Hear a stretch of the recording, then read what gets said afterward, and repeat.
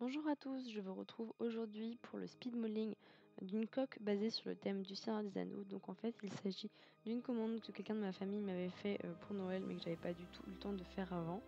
Donc la personne voulait juste quelque chose sur le thème du Seigneur des Anneaux, et du coup j'avais complètement carte libre et je voulais faire quelque chose du coup qui était assez simple à mettre sur une coque, sans trop de détails qui pourraient être abîmés par le frottement tout simplement du téléphone dans la poche.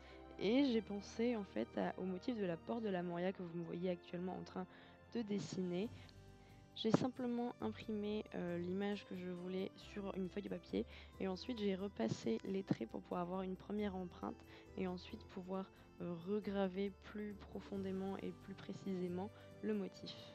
Donc j'ai utilisé divers outils pour faire une texture un petit peu de pierre puisque la porte est placée sur une façade rocheuse. Avec un outil pointu, je suis ensuite venue repasser sur les traits que j'avais fait précédemment pour vraiment faire des sillons plus profonds dans lesquels je vais pouvoir mettre de la peinture.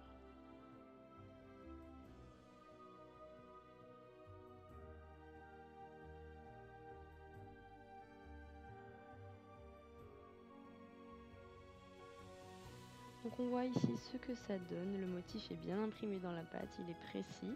Ensuite je vais venir utiliser des pastels secs pour ajouter un petit peu de réalisme, donc avec des pastels secs râpés noir, gris, un petit peu de marron, un petit peu de vert pour ajouter un petit peu de texture et de couleur à la pierre.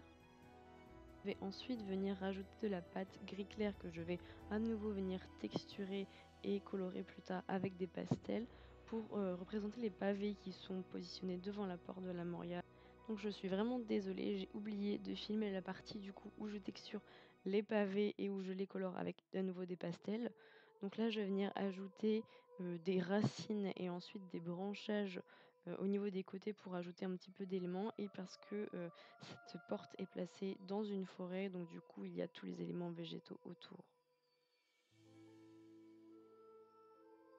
Donc j'utilise un dotting tool assez pointu pour faire du coup les effets et la texture des branches et des racines, et ensuite je viens appliquer du pastel pour pouvoir ajouter des couleurs et du réalisme. Donc là, je viens utiliser ma technique préférée pour faire tout ce qui est mousse et feuillage.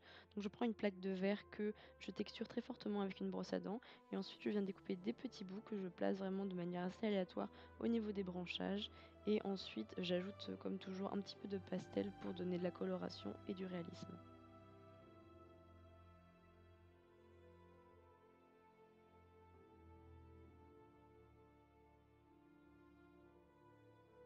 Je viens ensuite faire une pré-cuisson afin de pouvoir tout simplement enlever la plaque de l'aluminium pour ne pas la déformer en la mettant au four.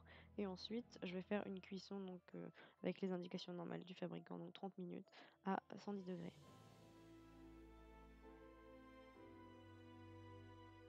Terminé, je vais ajouter un petit peu de patine, donc avec de l'acrylique noir que je viens ensuite frotter donc au niveau des pavés pour faire un petit peu de profondeur.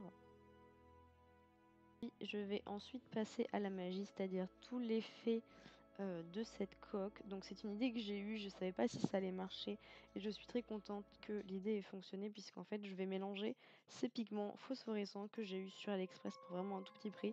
Je vais vous mettre le lien en barre d'infos. Je vais les mélanger en fait avec de l'acrylique blanche, donc non dilué, vraiment de l'acrylique pur. Et en fait, les pigments, fort heureusement, vont réussir à transpercer en fait cet acrylique, et à ne enfin l'acrylique ne va pas annuler les effets des pigments phosphorescents, et en fait, je vais venir appliquer vraiment une couche généreuse au niveau du motif gravé que je vais ensuite frotter pour que la peinture reste uniquement dans les creux de la gravure. Et comme vous le devinez, du coup, ça va permettre à ce qu'il y ait uniquement les motifs de la porte qui soient euh, illuminés. Donc je vais venir faire plusieurs couches. Il me semble que j'en ai fait deux, puisque là, vous voyez, une fois que j'ai testé avec la lumière éteinte, c'était brillant, mais j'aurais voulu que ce soit encore un petit peu plus. Donc j'ai mis vraiment une deuxième couche pour avoir vraiment le creuset qui soit vraiment rempli de peinture. J'aime beaucoup le rendu en vidéo de cette étape quand la lumière s'éteint et qu'il faut quelques secondes, enfin quelques centièmes de seconde pour que la lumière s'habitue et que d'un coup la porte s'illumine. Donc ensuite, je viens protéger du coup tout mon travail avec du vernis velours donc de chez Cléopâtre, parce que je voulais pas du tout un vernis brillant, et forcément puisque la pierre c'est vraiment mat. Donc du coup, je vais appliquer une bonne couche de vernis velours pour protéger tous les pastels, toute la peinture, des risques d'usure. Puis je viens coller ma plaque sur la coque, donc avec une colle époxy bicomposant et également une colle à prise rapide pour le bord pour être sûr que ça ne se décolle pas. Et je viens ensuite placer ça 24 heures sous un gros livre pour être sûr que ça accroche bien. Et voilà, cette création est terminée. J'ai vraiment pris du plaisir à la faire, même si j'ai mis beaucoup de temps, à m'y mettre, c'est-à-dire, 6 mois. Je suis vraiment contente du résultat final puisque j'avais imaginé ça dans ma tête, mais j'étais pas sûre que ça allait fonctionner et du coup, je suis vraiment contente que ça ait cette brillance et c'est vraiment ce détail au niveau, de la couleur et de la gravure. Je suis vraiment contente et j'espère que ça vous plaît et que vous pourrez réutiliser cette technique, dans d'autres créations. Donc voilà, si cette vidéo vous a plu, n'hésitez pas à laisser des pouces en l'air, des commentaires et vous abonner si ça n'est pas déjà fait. Je vous fais des bisous.